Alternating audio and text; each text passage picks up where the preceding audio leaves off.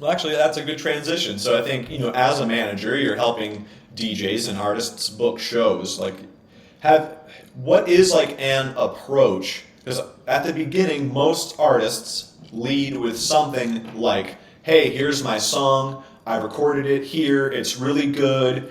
Give me a chance on Friday. Like, let me play a show." Like, have you? Like, I try to tell artists that, like, you got to lead with something more like, "Hey, I already have 500 listeners in your city. Like, if I promoted it, I bet I could get 100 people there. Here's my music, by the way." Like, is there an approach that you like to recommend artists try to take? Yeah, there are a few. I've actually taught a class on like writing pitches specifically because I think it is so important, and writing skills can like take you leaps and bounds ahead in this industry, in any industry. And I think one thing for like writing is number one, keep it concise and short. Like people do not want your backstory. You are taking up their time by having them open your email. Be respectful and keep it brief. So like 3 sentence, like super short. And then I always say you want to lead with something, right, that kind of will like get people's attention, a hook. Typically that tends to be your biggest number or like stat of some sort. But because you want to book and play a show, like we also want to aim it at live performance if possible.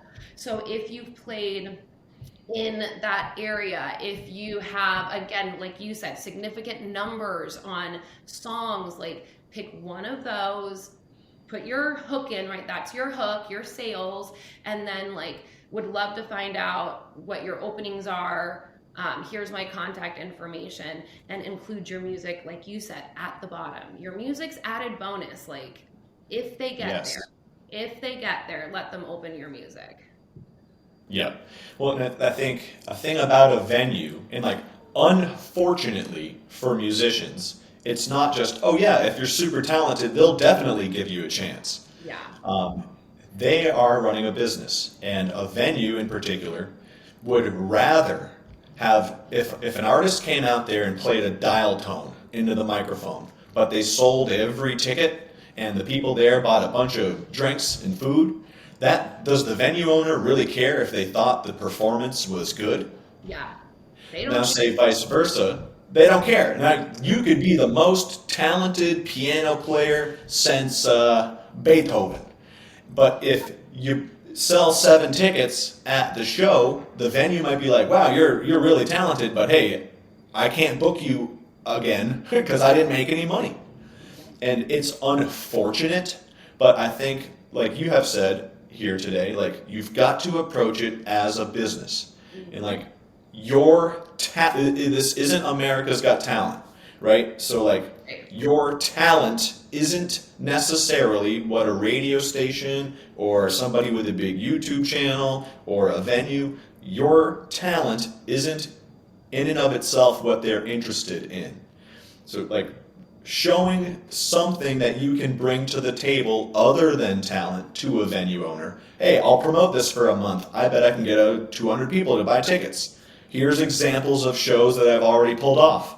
Yes. Um, that's, like you said, this is about live performance. You want to show you have proof of concept. No one's going to feel comfortable giving you $1,000 to perform and then say, "Oh, this is your first time? Great."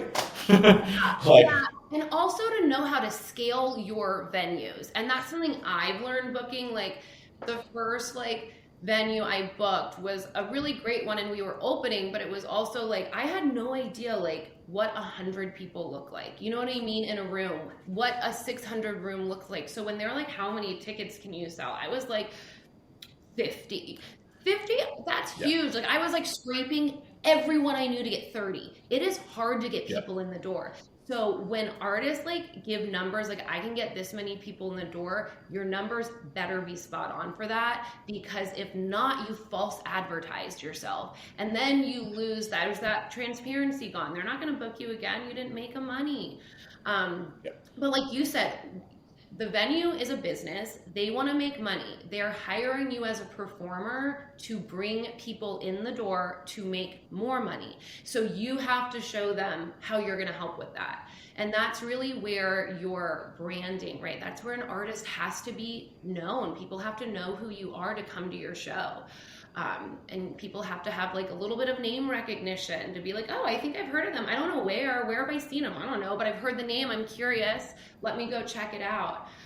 But yeah, those numbers for venues, like if you're telling people you're bringing in 100, like you better bring in 101. Like, like Yep. looking at those numbers in. But yeah, they got to know they're going to make money with you.